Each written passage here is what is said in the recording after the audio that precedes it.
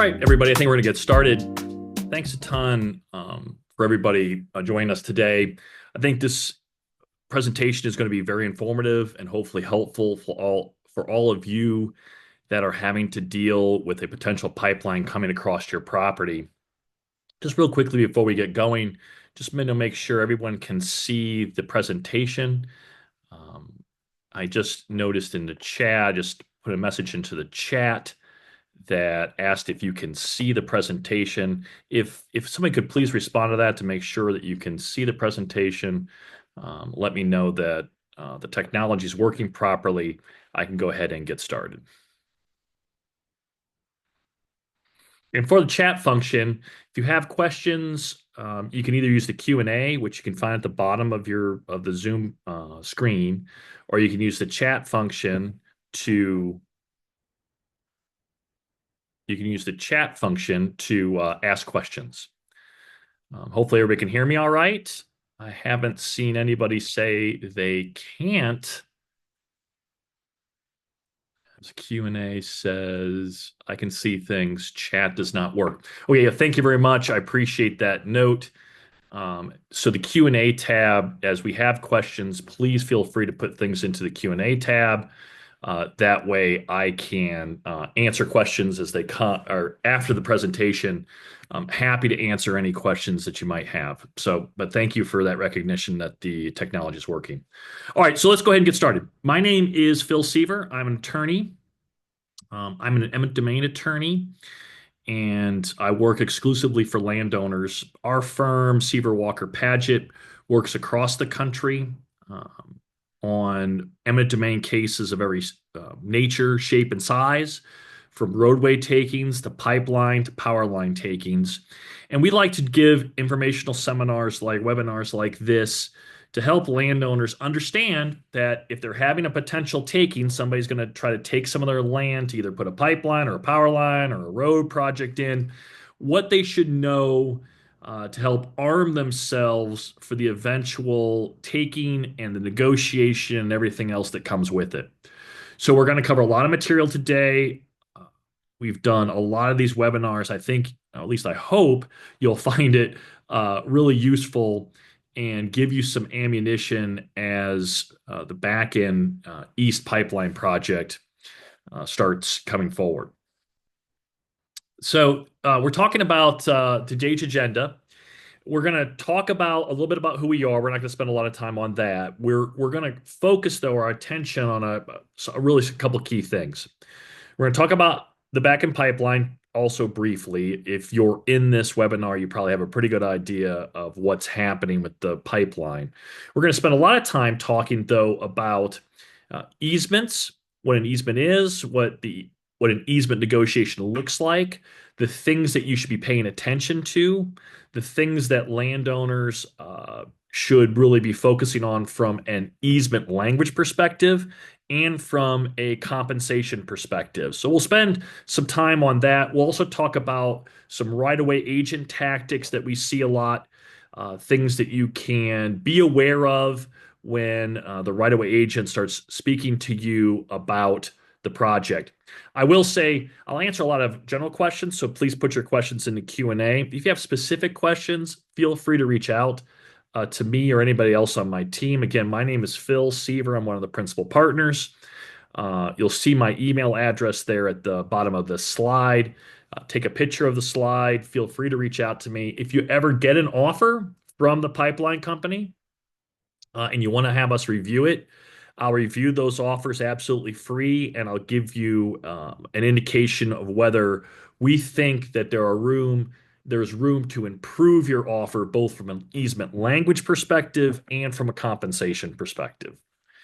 We won't talk a lot in this presentation about stopping pipelines. Most of the focus here is going to be on what to do if the pipeline gets its FERC approvals and is coming through your property, and how we negotiate or how we talk about the easement and the compensation pieces.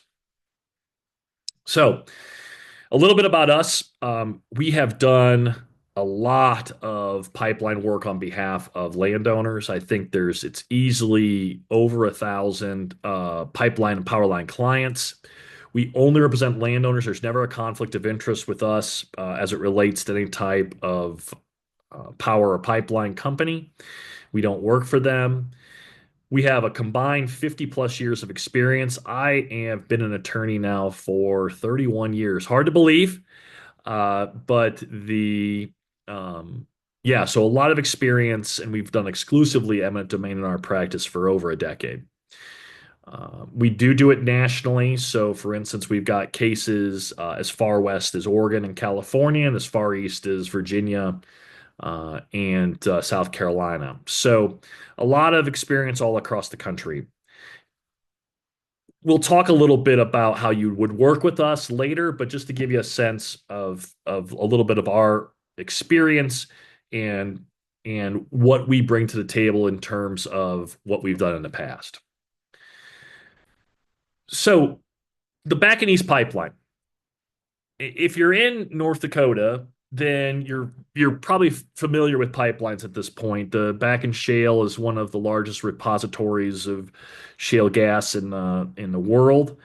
A lot of natural gas gets pumped out of North Dakota and across the country.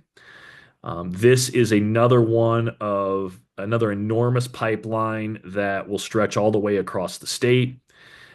It will be about 350 miles. I mean, the most recent FERC data seems to indicate they've applied for 350 miles. Uh, the pipe will probably vary between 31 and 42 inches. So a 42-inch pipe is big.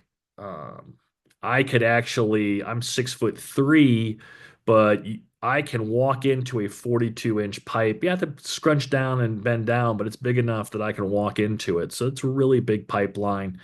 The gas will be traveling at enormous pressures. So it's a big pipeline. It'll have a big footprint and a big impact at the end of the day. Where is it at generally?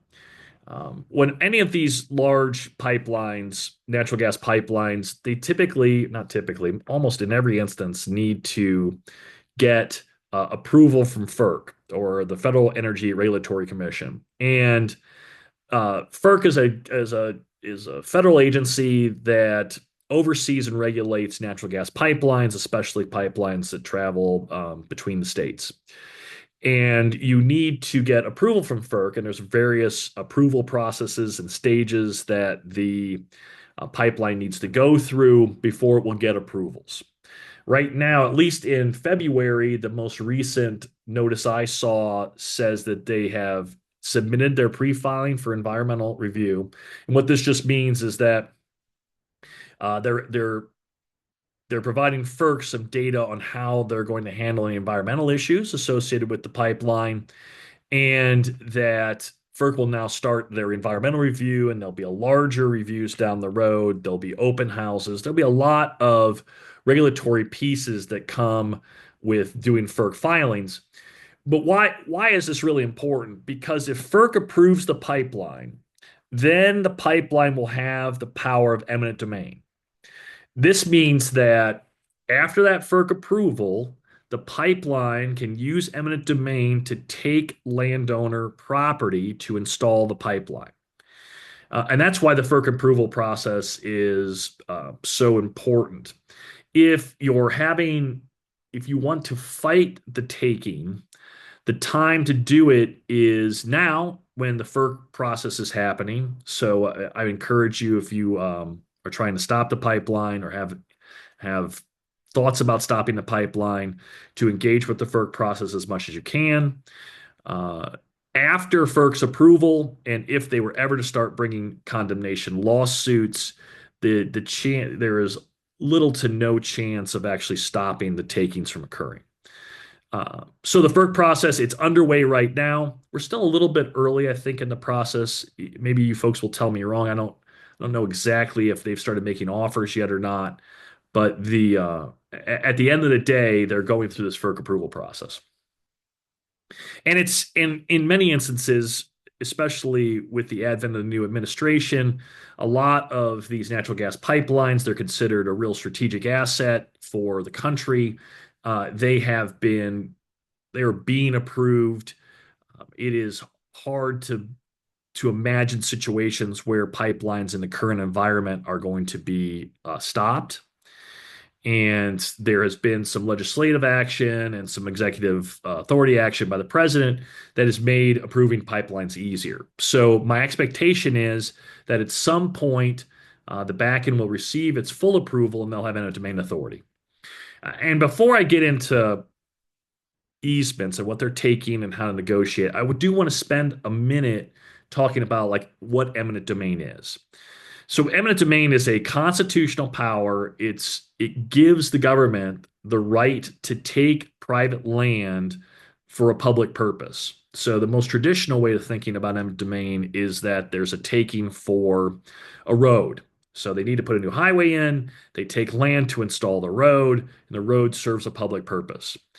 There are also these situations where the government has decided that these utility carriers are so important to the public good that they can also receive eminent domain authority. So, for instance, the Bakken East Pipeline and its parent company will receive or probably will receive eminent domain authority and have the right to take land to install their pipeline because theoretically the pipeline serves a public good.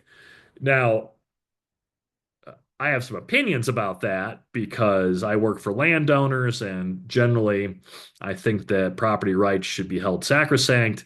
And it seems very odd to me that a pipeline, which is a for-profit organization, company, is allowed to take landowner land. But that is the current state of the law. And so if they receive their FERC approval, they'll have a right to take the property. In these situations, I do want to also distinguish the eminent domain power versus condemnation, which is the process. You might hear about these two terms. A lot of people use them interchangeably. Eminent domain is really the power granted by the Constitution or by the inherent sovereignty of a state or federal government, and to take land for a public purpose. The condemnation is the process. So it's the filing of the lawsuit, it's the steps they have to go through in the court to acquire that property. And every state has a slightly different process. It is likely that if Bakken ever brought lawsuits against people to take land, that those lawsuits be filed in the federal court, in the district court, and even the district courts and federal courts have a little bit different process as well. So navigating that process is can be tricky. Certainly, if you ever had a lawsuit filed against you, you really should seek legal counsel and make sure they're a qualified eminent domain attorney and experienced because there's a lot of nuance to the actual condemnation process. But that is putting the cart a little bit in front of the horse because what's going to happen is that the pipeline is going to come to landowners and they're going to try to buy easements. So they are going to send, in almost every instance, they're going to send professional right-of-way agents. These are professional land buyers. It's like the show Landman. They will send out professional buyers to buy property, to buy easements on behalf of the pipeline company. These people won't even necessarily be Bakken East employees. They'll be employees of a right-of-way company, a buying company, and they'll serve as agents to try to buy the property. And it's my opinion, it's our firm's opinion, that your goal, if they come to you to acquire property and it's apparent they're going to get condemnation authority, your goal should be to maximize two things. Maximize your compensation and also importantly, maximize the easement. What I mean by maximize the easement is get the best possible easement that you can for yourself. The first easement that they show up with, the language in that easement is going to entirely favor the condemner or Bakken in this case. You want to make sure that that easement is as favorable to the landowner as possible. We'll talk about some of those terms here in a little bit, but this is a big point, and I want to make it entirely clear. You will have the ability to negotiate. with the pipeline company before they file the lawsuit. And in that negotiation, again, maximize compensation, get the best easement possible. Only if there's no deal, only if you're not able to reach a deal, will there be a condemnation case. So I always talk in terms, I do these presentations a lot, and I talk in terms of chances, right? You really have one chance to get your easement right. A lot of people will come to us after they signed an easement 20 or 30 years ago, and they'll say, oh, the power line, the pipeline company is doing A, B, and C, and I don't like it. And my answer is always, what does the easement say? And if they didn't have an attorney or a professional helping them negotiate the easement, then their easement is going to be really favorable to the whoever took their ground, and and they're probably going to have a right to do whatever they want. So we need to do two things. We need to make sure that we have the right easement language in the agreement as favorable to the landowner as possible. The easement is the document that controls your relationship with the pipeline forever and for till the end of time. So that easement's got to be right. It binds your kids, your grandkids, any future buyers, defines what you can and can't do with the land. And an easement, maybe I should back up for a second. An easement is a right to do something on the land. So when they come to you, they'll come to you with an easement, and the easement will say, well, we have a right to do A, B, and C on your land, right? And so we want to make sure that whatever A, B, and C is, that it's as favorable to the landowner as possible. The second thing you have only one chance to get right is compensation. You are entitled to just compensation as part of your constitution protected rights. So when somebody takes your land, you are entitled to just compensation. But what is just compensation? It can vary. And certainly what the pipeline thinks is just compensation is not necessarily what the landowner thinks just compensation should be. And so both of these terms, both of these issues, I think need to be paid careful attention to and maximized by the landowner. The easement. So we talked about easement. Easement is a grant of rights. So it's a document granting rights to the pipeline to do certain things on your property. That first draft will be very one-sided. It's written by their attorneys. It will have things on it. Well, let's talk about those things.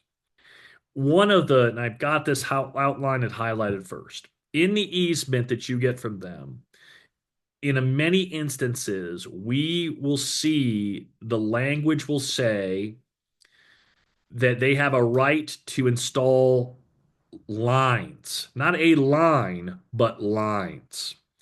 So in every, I can't even imagine, I can't even think of a time where I have seen them not try to add additional lines to an easement in any negotiation. They always want to put lines in because what they want to do is they want to take a right to add additional lines to the easement, to their rights whenever they want to. So if they want to expand to 2 lines or 3 lines, they already have the rights to do so. Remember that if they're applying to FERC for one pipeline, they only have the right to install one pipeline. And so this should be, if you see something in the language that says that they get lines, plural, this is a huge no-no and should be negotiated. Some other things to look at in the easement. Unfettered access. How are they going to cross the property? If you have a really large stretch of ground, how are they going to access the property? Are they going to build roads on your property to access the line? So understanding how access to the pipeline is going to work is going to be really important, and the easement will control that. No future damages clause. Let's say they had to dig up the ground. They have a clause in there that says you're not entitled to future damages if they have to dig up the ground. Again, something to be on the look at. No restoration clauses. Let's say that for some reason they do something to damage the ground and they exclude themselves from having to do restoration. These are all things to look at as well. And then liability shifting. Any provision that shifts liability to the landowner should be examined very carefully and negotiated. So these are some really very maybe to me very obvious, but maybe not to landowners, things that we need to look for in the easement. And there's of course other pieces of the easement as well. I haven't seen their easement yet. Like I said, we've done a lot of this work, so I have a general sense of what type of easement they'll put in front of landowners. But uh, the right to add more lines is one of the things that's going to be all, I would say, in almost every pipeline easement they try to put in front of landowners. So be aware of that. Compensation. So this is the other piece we're trying to maximize, right? We're trying to make sure the easement language is as good as possible, and we're trying to make sure compensation is as high as possible. A lot of times the pipeline company wants to talk about the per acre value of your ground and what they're taking and percentages of what they're taking. And what we need to do is remember that you are entitled to just compensation. And just compensation is not just entitled to the ground taken, but you're entitled to any damage to the remainder of your ground. So if the ground itself is damaged in any way, like the per acre value is damaged in any way, you're entitled to that as well. There are a lot of other parts of compensation. Everybody's piece of land is unique. And there are other pieces of compensation, such as drainage, access, future development, stigma pieces that can all should be added into a compensation argument. Trees, if there are any, ponds, lakes, improvements, homes, how close they come to homes. There is a laundry list of compensation items that you need to be aware of. Fences is another big one. If there's cattle or grazing land up there, how does it impact cattle? Um, Crossing the pipeline, if there's timbering, there's a whole lot of compensation elements to be aware of. And everybody's piece is going to be different, but you really want to consult, either you be very thorough yourself or consult with a professional about what that your comp package should look like. I will say the reason we hold these seminars is our hope is that we're able to put together a group of landowners because there is a certain amount of leverage with having a group of landowners negotiating. Now, everybody's landowners, everybody's land is a little bit different, right? So everybody's offer and result might not be the exact same, but having a group of landowners together leverages time expense. It also makes things more difficult for the pipeline. And when you have leverage in those type of situations, then prices inevitably go up. And we found that having groups of landowners produces better results than just having one or two at the end of the day. Now, that's not to say if we only had one or two clients on this project that we wouldn't work our hardest to maximize those clients. But having more clients, we believe, produces better results at the end of the day. A couple things to note about right-of-way agents. They will typically they'll be very nice. Back in the day, back 20 years ago when I first started this practice, they sometimes they weren't so nice. I had stories about land agents uh, showing up and making threats and things like that. But typically, in the for in the more modern era here now, the land agents come across very nicely. They are pleasant, but you have to remember, as pleasant and nice as they are, that they are working for the pipeline company to buy your land at the lowest possible price. And you just need to keep that forefront in your mind when you're working or talking to the land agents. So, one of the biggest things is you need to make sure that any verbal promises are reduced to writing. This is the biggest thing when dealing with land agents. A land agent may say and make certain promises to you, and if those are not in writing, those are not enforceable. Remember, the land agent doesn't work for doesn't work for the pipeline typically. And so if they make a promise and say, well, Bakken's going to do A, B, and C, he doesn't speak on behalf of Bakken. And unless it's in writing, Bakken doesn't have to keep his promises. So You want to just be really clear when talking to them and make any promises, any concessions, and all of that is put into writing. They'll use a lot of different types of ways to influence your decision-making process. They'll talk about, well, if you take the deal now, you'll get 125% of this, what is probably a bad offer. So 125% of a bad offer is still pretty bad. Bonus payments, lowering rate, threatening to lower offers. There's a lot of different negotiating tactics that the right-of-way agents will use, and it's hard to say which ones they'll land on at the end of the day. But the one I want you to take away today from this webinar is just do not verbal promises are not binding and need to be in writing. So a couple do's and don'ts. Um, when you receive an offer, so they're going to come to you with this offer. I would always argue, insist that everything is in writing and everything is done by email. Now you may not have email, but but if you don't, just ask for everything to go in writing. Um, if they come to you with first time with that offer, I would argue that your best bet, instead of sitting down at a table with them, because that's what I want to do in a lot of cases, I want to sit down at your kitchen table and convince you to take the deal.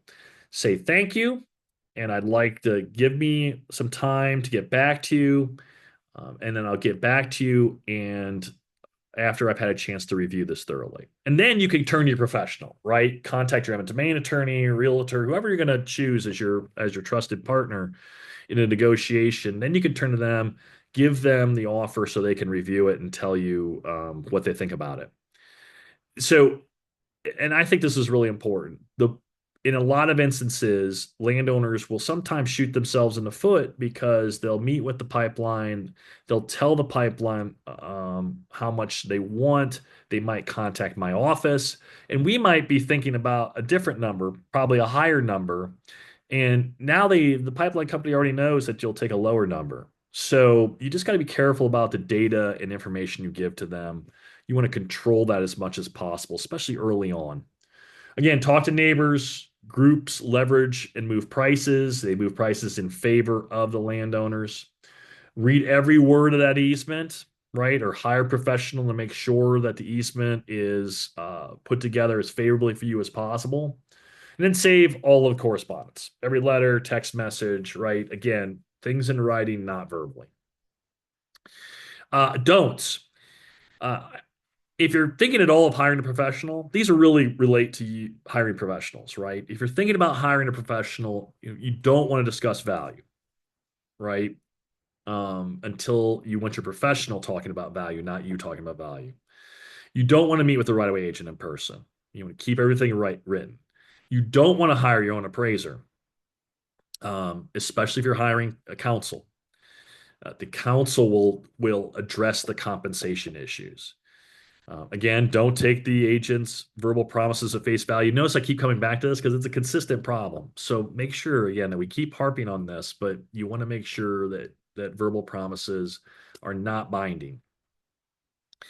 Don't sign anything because you feel pressured, and don't ignore any timelines. If there's a timeline that comes to you, the timeline is probably uh, functionally not a real timeline in terms of that can be extended, but you also don't want to just ignore the offer, say, I'm just going to put my head in the sand and pay no attention to this. That's probably the worst thing to do because you're coming to my office or you're coming to some other professional's office the last minute trying to get a deal done. And then you lose all your leverage. And so you want to make sure you maximize leverage at all times in a negotiation. So that's a little bit about easements, compensation, what we should be looking at in terms of dealing with our right-of-way agents. How do you afford an attorney? I can speak for us, and I think for most eminent domain attorneys, we work on a contingency fee basis, which means we only get paid if we add value to your offer. And this is, I think, really aligns us with our landowners. Then our goals are very similar. We want to make sure we maximize compensation. Of course, we always do the work to make sure the easement is, we do that work as part of our contingency fee, make sure the easement is as good as possible. But as far as comp goes, we are all aligned on that, and our goals are the same. And you have to worry about an attorney billing you for things that may not push the case forward to its eventual conclusion and maximize compensation. So no upfront cost to you, and we only get paid on the added amount. So as an example, let's say you were offered $30,000 and that we would get, we settled the case and it was $60,000. We added $30,000 to the amount. That's the amount that we take a percentage from, typically a third. So I think a really good path to being able to hire really competent counsel and folks that have a lot of experience. And where do you go from here? I think hire counsel early is always a good idea, or hire professionals early. Again, you don't want to take missteps early that are hard to fix later. Again, talk to your neighbors, bring us your offer. I'll do an offer review for free. I'll be very transparent, folks.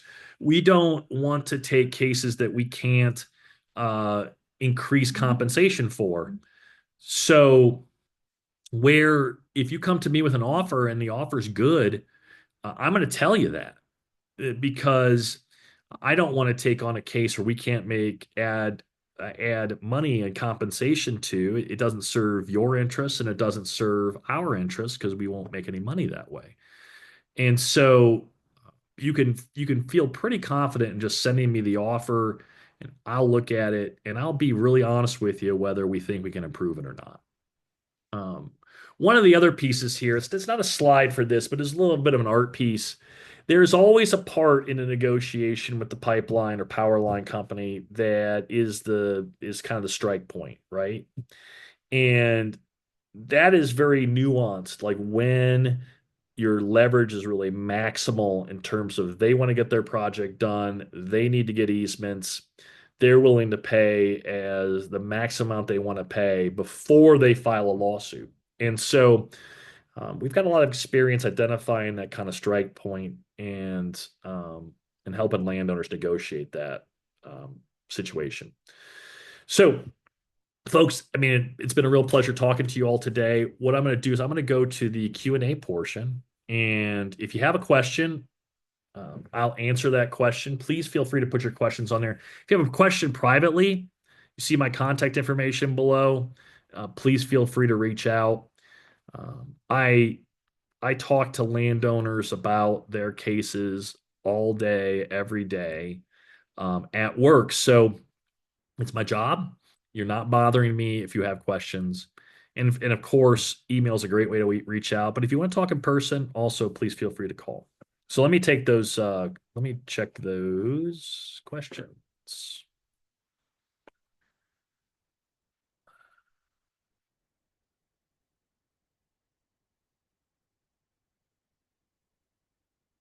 So the first question, I'm not going to go into detail about their particular issues because it's particular to their situation. But they have pretty large tract, and they've got a pretty significant taking. And so the question is, what is the range of compensation we could expect, and and how much does that increase with representation? What is the standard cost of consultation and or representation? So we talked a little bit about cost of representation during the slides. Again, that's contingency fee based on added value to the offer. As far as what you should expect, part of that is um, what you hire us for, right? We evaluate the cases, especially the group of cases we have. And when we've got them, we can then provide better guidance on how much they should expect to receive. I don't know what the back end offers look like right now.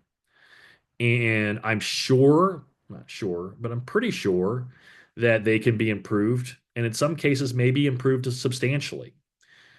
I know that We're working on Colorado tall grass pipeline cases right now, and we're working on South System supply cases in Georgia. And in those instances, the results have been very, very, very good for landowners. I would not expect it to be different in this situation.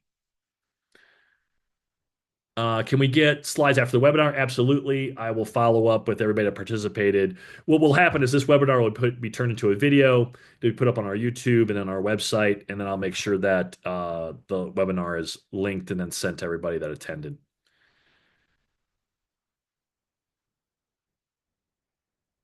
And yeah, there's a lot of questions about watching the webinar again. Sorry, I don't have my readers on, so my apologies. Some of this is a little harder to read. If there's a home place on our property, this is a good question. If there's a home place on our property that means a lot to our family historically, can we push to have the area excluded from the easement? It kind of depends like where the easement is. So, and I don't know what Bakken's tolerance is going to be for repositioning the pipeline yet. So in the case where you have a improvement like a house, business, whatever it is, a building of some sort of structure, the earlier you start talking to Bakken, the better, because as the line sort of calcifies, it kind of just it becomes what it's going to be. Making changes, positional changes to the line become tougher. So you really want to start having that dialogue with Bakken very early if you've got an improvement you're trying to get the pipeline to either be further away or miss in some way. One question, how can we fight this? Any recommendations? So here's my, I have, there's a reason that we don't do fight cases. The reason we don't do fight cases is because it is difficult to prevail in a fight case. And it can take enormous resources to fight. So you could say to a group of clients, I need $100,000 and produce no result for them. And that's not how I want to run my business. I want to have good results for clients. Our firm has never taken a case where we haven't added value for a client. So we want, that's where we want to be. That's where we positioned our firm. If you're trying to fight to take, the way to do it is at this FERC process. There's a comment process. Please go to the FERC website. And I think I put it on an earlier slide. You can comment. There will be open houses. They might have already had open houses. So you can go to the open houses, comment at the open houses, talk to your state representatives and legislatures, congressmen, senators. The But I will say, after they get approval, if you're trying to fight them when they file the lawsuit, you've probably already lost at that point. Their authorities are pretty well in place. And it's become harder and harder to fight them over the years. There was some, about 3 or 4 years ago, there was a couple wins on some of the pipelines, but those have been really few and far between. And something like this pipeline, I think, is got a lot of momentum behind it.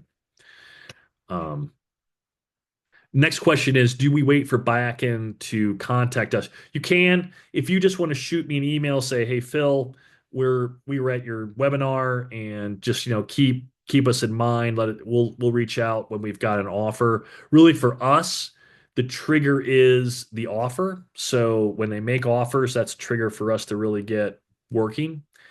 Except I will note that the earlier commenter was talking about the house. They might want to reach out a little bit earlier to a professional like our firm or somebody else that so that they can open up a dialogue earlier as soon as possible with Bakken to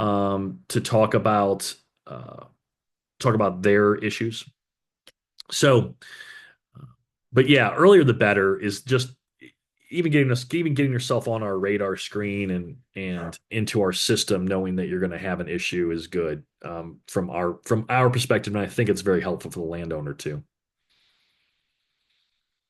Any any uh any more questions from anybody else?